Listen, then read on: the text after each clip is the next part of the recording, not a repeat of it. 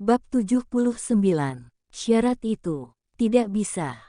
Jawab seseorang dengan suara keras dari belakang. Dan itu suara Arun. Wajah Cira pucat seketika. Ia tahu suaminya itu pasti sedang marah. Padahal ia sendiri kaget dengan kedatangan Aryo yang tiba-tiba. Siapa yang sudah mengizinkan dia masuk? Ini pasti jebakan agar ia bertengkar dengan Arun. Siang itu Cira berusaha menemui Gio. Ia sudah membuat skenario dengan Omar dan Olive. Ia sengaja berdiri di depan pintu kamar Gio, agar pembicaraannya terdengar oleh Gio. "Selamat sore Tuan," sapa Aryo. "Sore. Apa yang kau lakukan di sini?" "Saya hanya ingin mengunjungi Cira." "Siapa yang mengizinkanmu masuk?" tanya Arun sambil melirik Cira. Cira menggeleng-gelengkan kepala. "Penjaga depan. Mereka bertanya keperluan saya dan terus mengizinkan saya masuk." Arun beralih pandangan ke Cira. Ia menatap dengan tajam. "Kamu," tunjuknya. "Bukan aku Arun. Aku nggak tahu apa-apa." Tahu Pak Aryo sudah di sini." Cira berusaha menjelaskan agar tidak terjadi kesalahpahaman. "Kau bisa menanyakan ke penjaga depan." Aryo tampak kaget kenapa Cira berbicara dengan Arun tanpa bahasa yang formal. "Cira, aku rasa kau harus lebih sopan dengan atasanmu. Kau menggunakan bahasa yang tidak formal." Aryo berusaha memperingatkan karena takut jika Cira kena marah tuannya. "Untuk apa dia menggunakan bahasa yang formal denganku? Dia istriku," ucap Arun dengan nada yang penuh penekanan. "Istri?" Mata Aryo terbelalak tidak percaya. "Cira, kau harus menjelaskan padaku." Aryo menarik tangan Cira. Cira berusaha menariknya. "Lepaskan tangan istriku. Anda sudah bertindak tidak sopan dengan nyonya rumah ini," ucap Arun. "Apakah Tuan tidak tahu kalau Cira sudah dijodohkan dengan saya?" "Kau yakin itu perjodohan?" tanya Arun. "Bapak saya sudah ke rumah Cira dan bertemu dengan orang tuanya. Hubungan kami juga baik." "Pak Aryo," panggil Cira. "Kenapa kau memanggilku Pak? Kita seusia Cira," sahut Aryo jengkel. "Aku menghormati suamiku, jadi aku memanggilmu dengan sebutan Pak." Cira menjelaskan. "Untuk soal perjodohan aku rasa bapakmu salah paham terhadap kami. Orang tuaku tidak pernah menerima perjodohan ini. Mereka hanya membiarkan kau mengenalku. Untuk urusan suka atau tidak itu terserah dengan aku." Oke, anggap saja orang tuaku salah paham. Tapi aku tanya satu hal, hubungan kita selama ini baik kan? Lancar kan?" "Hubungan kita memang baik, tapi itu sebagai teman." "Aku tidak percaya." Aryo mulai meninggikan nada suaranya. "Hei, jaga katamu. Jangan membentak istriku. Jika berani kau akan berhadapan denganku." Aryo menghela napas. Ia mengacak rambutnya karena frustasi. "ARGGH!" teriaknya kesal. Ia tiba-tiba memeluk Cira. Cira yang tidak siap karena itu sangatlah tiba-tiba hampir saja terjatuh. Arun tidak bisa tinggal diam. Ia segera menangkap istrinya dan melayangkan sebuah tinju ke wajah Aryo. "Anda bisa dituntut karena memukul aparat.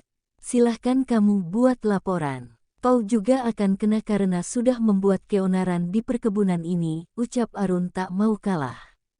"Sudah Arun." Cira berusaha meredam kemarahan suaminya itu. "Dan kau Pak Aryo, pulanglah. Pergi dari sini," usir Cira. "Tidak sebelum aku mendapatkan jawaban yang pasti darimu." "Jawaban apa? Aku tidak mengerti." "Aku mencintaimu Cira." "Maaf, aku tidak mencintaimu," tolak Cira. "Kita teman yang baik dan tidak lebih dari itu." Aryo terdiam cukup lama. Badannya lemas, ia terduduk di kursi. Matanya juga memerah. "Aku yakin kau mencintaiku," ucapnya lirih. Arun hampir saja maju lagi untuk meninju Aryo. "Kalau aku mencintaimu tentu saja saat ini aku akan menikah denganmu bukan dengan Arun." Cira menjelaskan panjang lebar. "Perasaan tidak bisa kita paksakan dan juga tidak bisa memilih di hati siapa kita berlabuh. Aku mencintai suamiku. Aryo menutup wajahnya dan menangis terseduh. Aku yakin kau akan menemukan wanita lain yang lebih hebat dariku. Setelah meratapi nasibnya, Aryo memilih untuk pulang. Aku permisi dulu dan aku butuh waktu untuk menyendiri dulu. Aryo meninggalkan perkebunan dengan hati yang galau, gundah gulana. Arun meninggalkan taman dan berjalan menuju rumah besar. Cira mengejarnya, memang agak kewalahan karena langkah Arun yang lebar.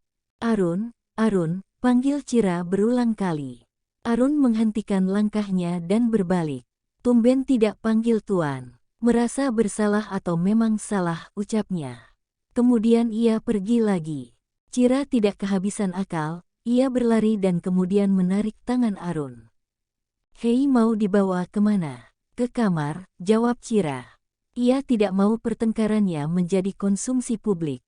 Hal itu bisa membuat pihak tertentu tepuk tangan. Cira dengan cepat membuka pintu kemudian menutupnya kembali.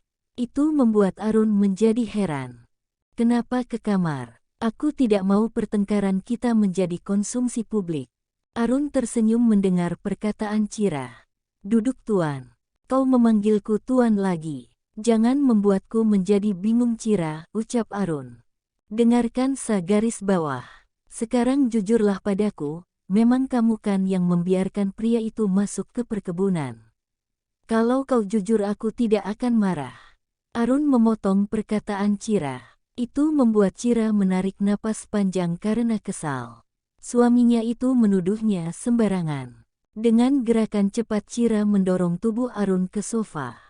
Hei, teriak Arun kaget. Cira dengan cepat menekan kedua pundak Arun dengan kedua tangannya.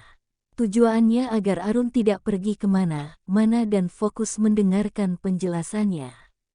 Dengarkan penjelasanku dulu, ucap Cira. Aku tidak menyuruhnya datang kemari bahkan membiarkan dia masuk. Sekali kamu tidak suka aku tidak akan melakukannya lagi. Aku tahu kau pasti marah, tapi aku berani bersumpah aku sama sekali tidak tahu kedatangannya. Kau bisa tanyakan hal itu pada penjaga di sana. Cira menatap tajam jauh ke dalam mata Arun. Kamu percayakan padaku. Tiba saja Arun tersenyum. Dengan sekali gerakan ia menarik pinggang Cira hingga tubuhnya berada di pangkuan Arun.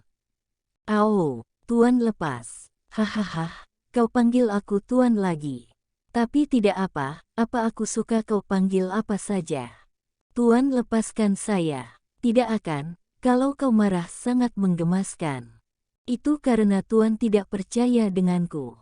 Arun menarik lagi pinggang Cira hingga mereka tak berjarak.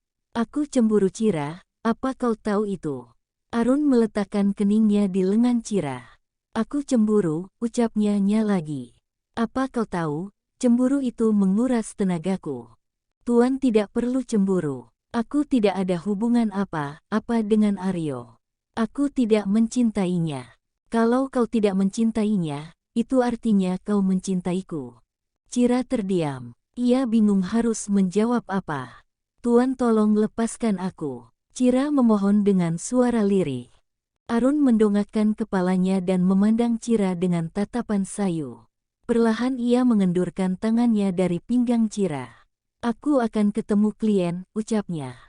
Cira beranjak dari pangkuannya. Ia sebenarnya tak enak hati melihat wajah Arun yang penuh kekecewaan. Mungkin aku agak pulang malam, tapi ada Sulaiman yang menemaniku. Tidak usah menungguku pulang. Arun beranjak dan segera keluar dari kamar. Maafkan aku Tuan. Aku masih perlu waktu untuk memastikan perasaanku, gumam Cira. Ia duduk di sofa dan menyandarkan kepalanya.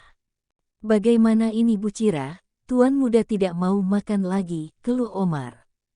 Mana Olive? Masih membujuk Tuan muda. Ia hanya mau makan 3 sendok saja.